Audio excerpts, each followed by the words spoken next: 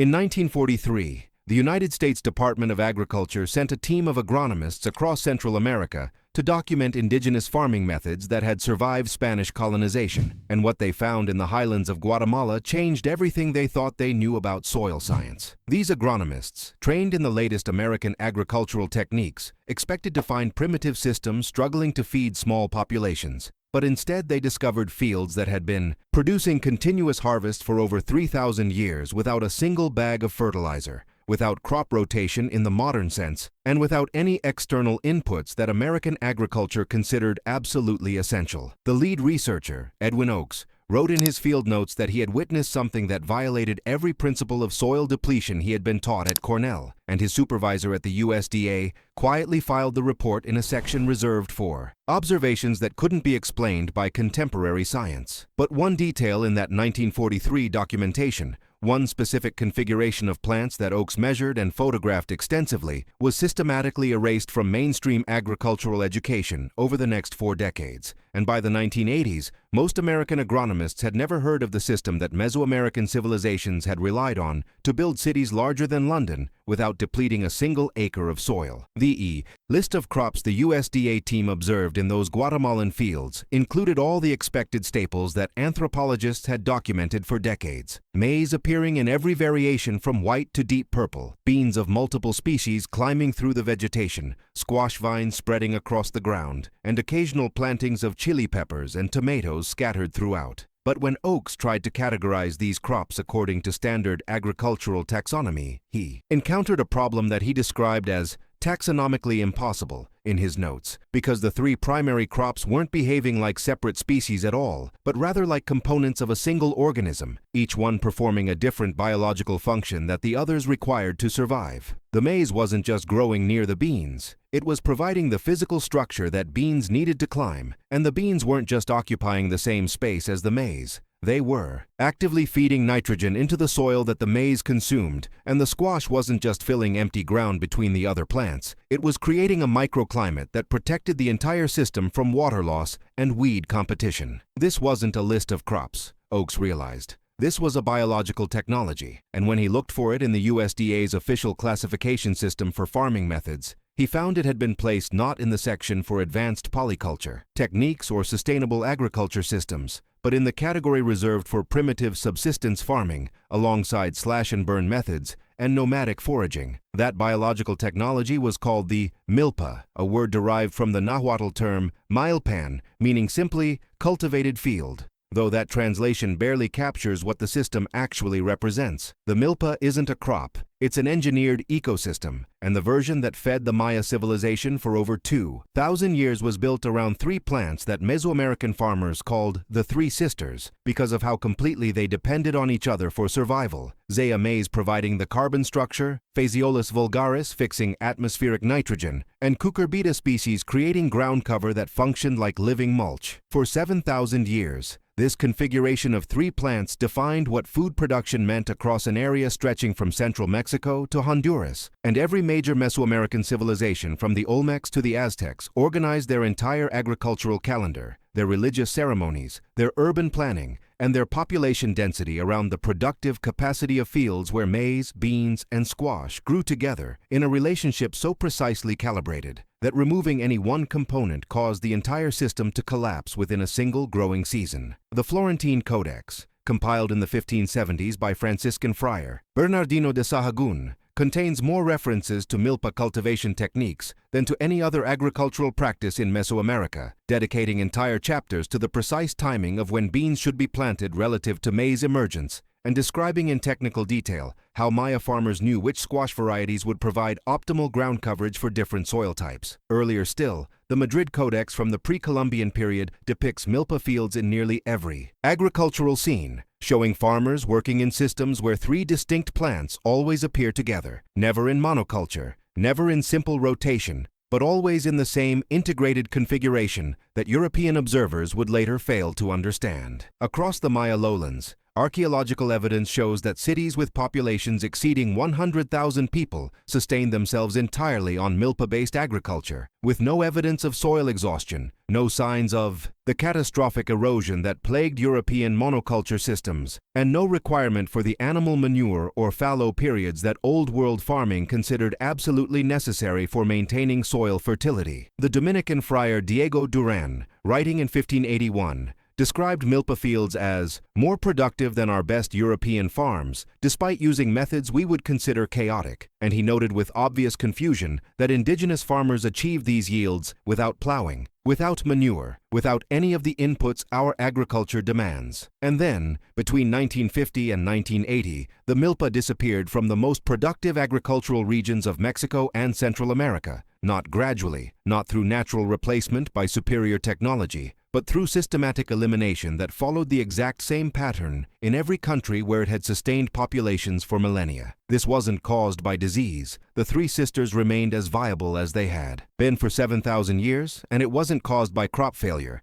because the last generation of traditional milpa farmers recorded yields that matched or exceeded the industrial monocultures that replaced them when measured in total nutrition per hectare, rather than just tonnage of a single commodity. Instead, what happened was that government agricultural agencies across Latin America, advised by American agronomists and funded by international development organizations, began offering subsidized hybrid maize seed that came with one specific requirement. It had to be planted alone, in straight rows, without companion plants, using the planting density and fertilizer schedule that seed companies specified. Farmers who wanted access to credit, to government support, to irrigation infrastructure, or to crop insurance found that these benefits were only available if they abandoned the milpa system and adopted monoculture methods. And within 3 decades, AE, farming system that had sustained millions of people for thousands of years, had been pushed to the margins, surviving only in remote highland areas where modern agricultural inputs couldn't reach and where farmers had no choice but to continue using the methods their ancestors had perfected. This isn't a story about agricultural progress replacing primitive techniques with scientific advancement, and it's not a story about cultural preservation or indigenous knowledge being lost to modernization. This is a story about revenue models, about how an entire industry needed Mesoamerican farmers to forget that food production could function without purchasing inputs every single year, and about what happens when a biological technology that eliminates recurring costs encounters an economic system built entirely on selling those recurring costs. The milpa represented something that modern agriculture couldn't tolerate, a complete farming system that required zero external inputs, that improved soil fertility over time instead of depleting it, that needed no synthetic fertilizers because it produced its own nitrogen, no herbicides because the squash suppressed weeds naturally, and no purchased seed because farmers saved their own from each harvest and replanted it the following season with zero loss in vigor or productivity. Every component of the industrial agriculture system, from seed companies to fertilizer manufacturers to equipment, dealers, depends on farmers needing to buy something before they can plant, and the milpa eliminated that dependency completely, which meant it wasn't just an alternative farming method. It was a fundamental threat to the business model that American agricultural companies were exporting to Latin America in the decades after World War II. The archive opens in 1953, when the Rockefeller Foundation published a report on its Mexican agricultural program, the initiative that would eventually become the Green Revolution. And buried in the appendices of that report is a section written by Norman Borlaug's research team that describes an unexpected problem they encountered when trying to convince Mexican farmers to adopt high-yielding wheat varieties. The problem wasn't that farmers doubted the productivity of the new seeds. Farmers could see that hybrid wheat produced impressive yields, but rather that when Borlaug's team calculated the total cost per calorie produced, including the expense of fertilizer, pesticides, and annual seed purchases, they found that traditional milpa systems delivered more actual nutrition per dollar invested despite producing less total tonnage. One researcher wrote a sentence that was removed from the final published version, but survives in the Rockefeller Foundation archives. The indigenous system appears more efficient than ours when efficiency is measured by output per unit of input rather than output per unit of land, and this creates an adoption problem. That sentence captures the central conflict perfectly, because what Borlaug's team had discovered was that the milpa wasn't inferior. It was efficient in a way that made it incompatible with the products they were trying to sell, and the adoption problem they identified wasn't a problem for farmers, who were doing fine, but a problem for an agricultural industry that needed those farmers to become dependent on inputs they had never needed before. Organized video script structure, advancing Milpa narrative toward business model revelation. Continuando com as próximas sessões. Estou mantendo parágrafos longos e fluidos, seguindo a estrutura exata. Preciso continuar desenvolvendo a narrativa técnica da Milpa. E depois, a virada mestra sobre o modelo de negócio. The Milpa works through a biological arrangement so precisely calibrated that each plant provides exactly what the others require, creating a closed nutrient loop that eliminates the need for any external fertility inputs. Maize, which depletes soil nitrogen rapidly when grown alone, acts as the structural component, its tall stalks emerging first and creating vertical space that beans use as living trellises. And this isn't just efficient use of space. It's necessary because the bean varieties selected for Milpa systems evolved to climb and will fail completely if forced to grow on the ground without support. Those climbing beans, species of phaseolus that Mesoamerican farmers domesticated specifically for this relationship, perform nitrogen fixation through root nodules containing rhizobium bacteria, pulling atmospheric nitrogen and converting it into compounds that leach directly into the soil where maize roots absorb them. And studies measuring this nitrogen transfer found that beans in a Milpa system provide between 40 and 60 kilograms of nitrogen per hectare per season, which equals the amount that conventional maize farming applies through synthetic fertilizer. The squash, usually cucurbita pepo or cucurbita moschata varieties with large leaves and aggressive vine growth, spreads across the ground between maize stalks and creates a living mulch layer that reduces soil temperature by up to 10 degrees Celsius, cuts water evaporation by 70% compared to bare soil, and produces leaves containing cucurbitaceous compounds that deter most common agricultural pests while suppressing weed growth. So effectively that Milpa fields require almost no manual weeding after the squash canopy closes. Beyond these three primary components, traditional Milpa systems often included additional species planted in the same field. Chili peppers growing in the partial shade created by maize stalks, tomatoes occupying the edges where squash vines thin out, and amaranth scattered throughout providing both additional greens and a grain crop that matured at a different time than maize, extending the harvest season and providing dietary diversity that monoculture systems can't match. The whole system produces food across multiple categories simultaneously, delivering complete protein from the combination of maize and beans, vitamins from squash, and protective compounds from chilies. And it does all of this while building soil organic matter year after year instead of depleting it, because the root systems of three different plant families mine nutrients from different soil depths and their residues decompose into humus that increases fertility over time, rather than requiring replacement through purchased fertilizer. Meanwhile, the hybrid maize varieties that replaced the Milpa were being selected for completely different characteristics that had nothing to do with nutrition, soil health, or farmer independence, and everything to do with industrial processing requirements and supply chain efficiency. These new varieties were bred for uniform plant height that allows mechanical harvesting, for synchronized maturation so an entire field can be harvested on the same day, for ears that all reach the same size to fit standardized processing equipment, for kernels that dry to a specific moisture content suitable for long-term storage in grain silos, and for stalks strong enough to support heavy ears without lodging, but brittle enough to break cleanly during mechanical harvest. The taste changed. Hybrid maize selected for industrial qualities has significantly lower protein content than traditional varieties and almost none of the complex flavors that made Mesoamerican maize varieties distinct. But that wasn't considered important because the corn wasn't being grown for human consumption anyway. It was being grown for animal feed, industrial starch, and high fructose corn syrup production. More critically, these hybrid seeds were designed with a characteristic that traditional Milpa maize never had. They don't breed true, meaning that if a farmer saves seed from a hybrid crop and replants it the next year, the resulting plants will be dramatically less productive than the parent generation due to genetic segregation, which means farmers can't maintain their own seed stock and must purchase new seed every single year. This wasn't a side effect of hybridization. It was the entire point, because seed companies needed to ensure that farmers couldn't opt out of annual seed purchases, and hybrid vigor that disappears in the second generation was the mechanism that guaranteed perpetual dependency. The system was optimized not for the farmer's benefit, not for nutritional value,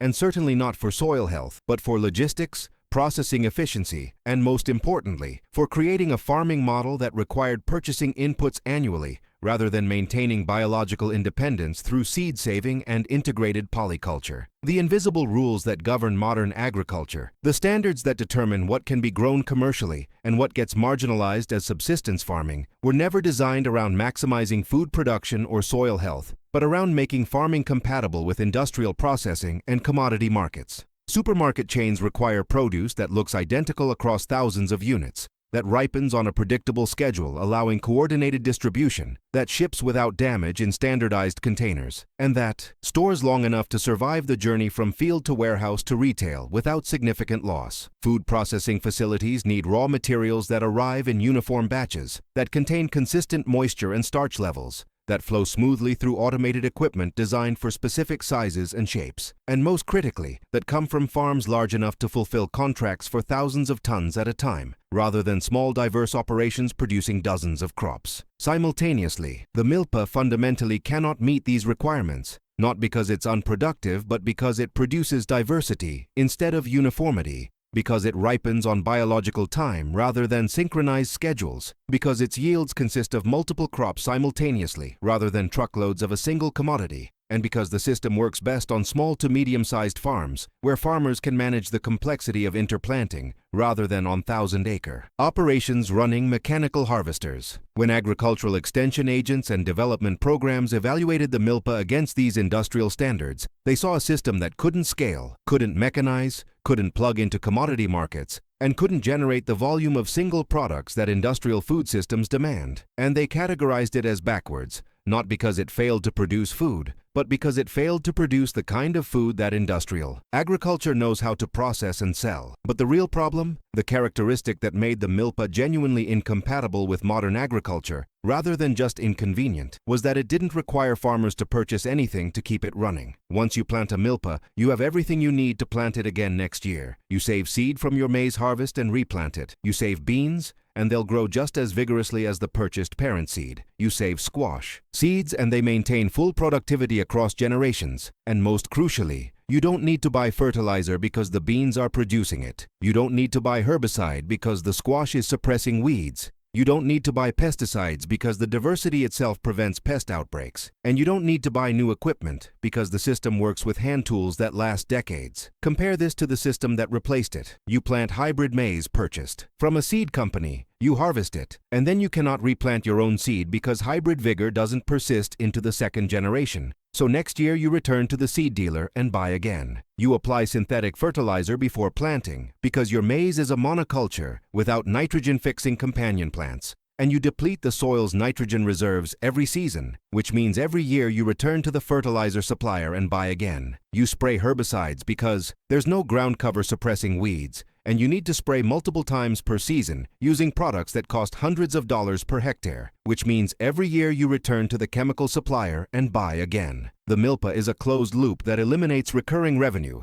while industrial monoculture is an open loop that requires purchasing inputs perpetually. And when you understand that the global seed industry generates over $60 billion annually, that the fertilizer industry produces another $200 billion, and that the agricultural chemical industry adds $70 billion more, you begin to understand why a farming system that makes all of those purchases unnecessary represents something more threatening than an alternative agricultural method. It represents the elimination of the markets that modern agriculture is built on. Today, the global market for agricultural inputs, the industry that sells farmers everything they need to grow food using modern methods, exceeds $330 billion annually, and nearly every dollar of that revenue depends on farming systems that require purchasing something before planting and repurchasing it every single season. Fertilizer alone accounts for $200 billion of that total, with nitrogen fertilizer representing the largest single segment, because every major crop depletes soil nitrogen and requires synthetic replacement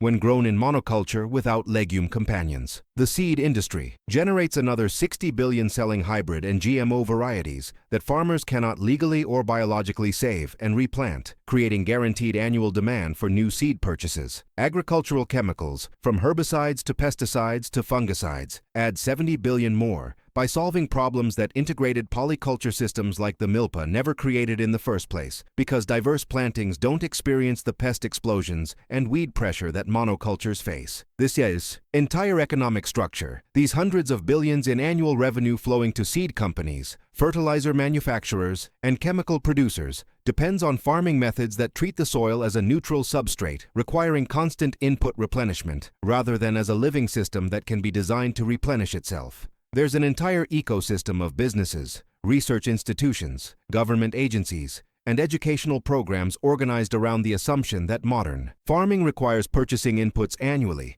and this ecosystem generates not just profit but careers, university departments, extension programs, and government policies all premised on the idea that farmers need to buy products to grow food successfully. The Milpa threatened that entire structure not by competing with it, but by demonstrating that it was unnecessary, by proving that food production could function through biological design that eliminated input costs rather than, through chemical intervention, that created them. In texts from the pre-Columbian period, Milpa cultivation appears as the default method of growing food, the technique that defines what farming means, with no suggestion that it's one option among many, or that it represents a primitive stage before more advanced methods emerge. The Florentine Codex presents Milpa techniques as sophisticated knowledge requiring years of training, describing how farmers must understand soil drainage, patterns, rainfall timing, frost risk zones, and the specific characteristics of dozens of maize varieties to select the right combination for each field. And the text treats this knowledge with the same respect that European agricultural manuals gave to advanced animal husbandry or irrigation engineering. In modern agricultural textbooks, that relationship has reversed completely, with Milpa systems relegated to chapters on traditional farming or indigenous agriculture,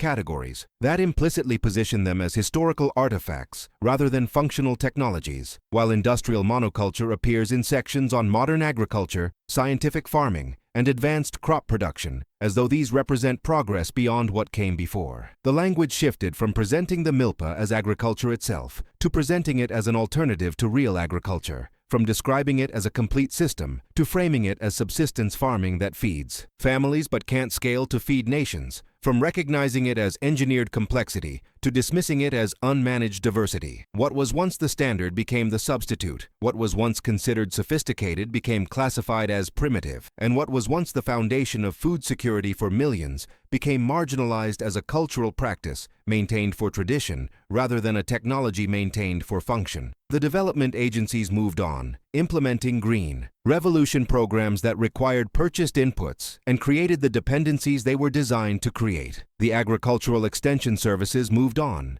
teaching monoculture methods that connected farmers to supply chains selling seed, fertilizer, and chemicals. The research institutions moved on, focusing on hybrid breeding and chemical solutions that generated patents and licensing revenue. But in the highlands of Chiapas, in the mountains of Guatemala, in the remote valleys of Oaxaca where tractors can't reach and where government programs never quite arrived, the Milpa still grows exactly as it did 3,000 years ago, with maize stalks emerging first in the spring rains, beans climbing a few weeks later when the stalks reach knee height, and squash vines spreading across the ground once the beans establish their grip. These are the fields that agronomists call marginal land, terrain too steep or too rocky or too isolated for modern agriculture to bother with. And yet these are the fields where soil fertility hasn't collapsed, where farmers aren't trapped in debt cycles paying for inputs, where families still save their own seed from each harvest, knowing it will perform just as well next year as it did this year. The industrial system moved on, but the Milpa persists in the places that modernity forgot, not because it's a museum piece preserved for cultural reasons, but because it's a functional technology that works regardless of whether supply chains exist or credit is available, or extension agents show up.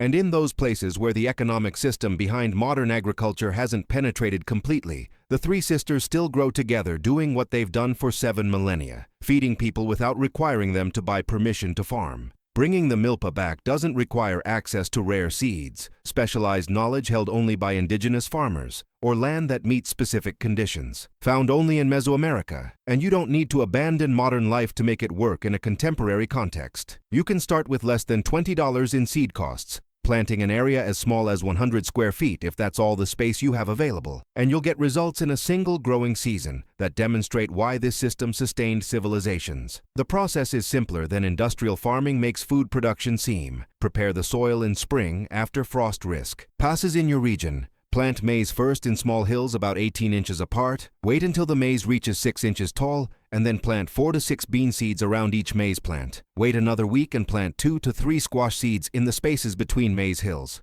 And then step back because the system largely manages itself without intervention. The maize will provide structure, growing tall enough by midsummer for beans to climb. The beans will begin fixing nitrogen that the maize immediately uses for rapid growth. And the squash will spread its broad leaves, creating ground cover that eliminates weeding requirements while maintaining soil moisture even during dry periods. First-year results won't match indigenous farmers who've spent lifetimes perfecting timing and variety selection, but even a rough approximation of the Milpa will outperform equivalent monoculture gardens in total food production, while requiring a fraction of the labor for weeding and zero fertilizer. Input. More importantly, you establish independence from the seed and input supply chain, because next season you save seed from your harvest and plant again without purchasing anything, and the season after that you do the same. And each year your saved seed adapts to your specific microclimate, becoming more productive in your conditions than any purchased variety designed for average conditions across a broad region. This isn't nostalgia for pre-industrial farming. This is recovering. A technology that industrial agriculture replaced, not because it found something better, but because it needed something that generated recurring revenue. If learning that 3 plants growing together can eliminate fertilizer dependency, that farmers maintained this system for thousands of years without degrading soil, and that it was replaced not by superior technology,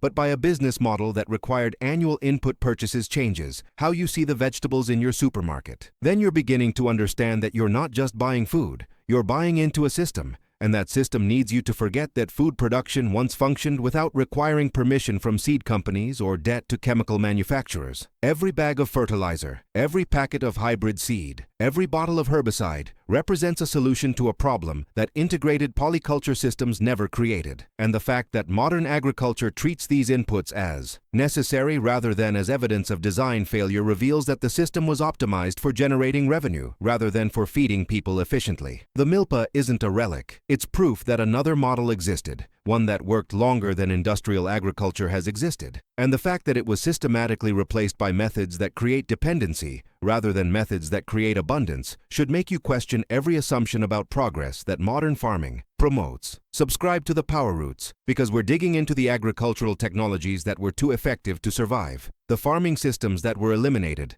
not because they failed, but because they threatened the business models that needed farmers dependent on annual purchases. The next vault opens soon, and what we found this time makes the Milpa look like just the beginning of what was deliberately buried.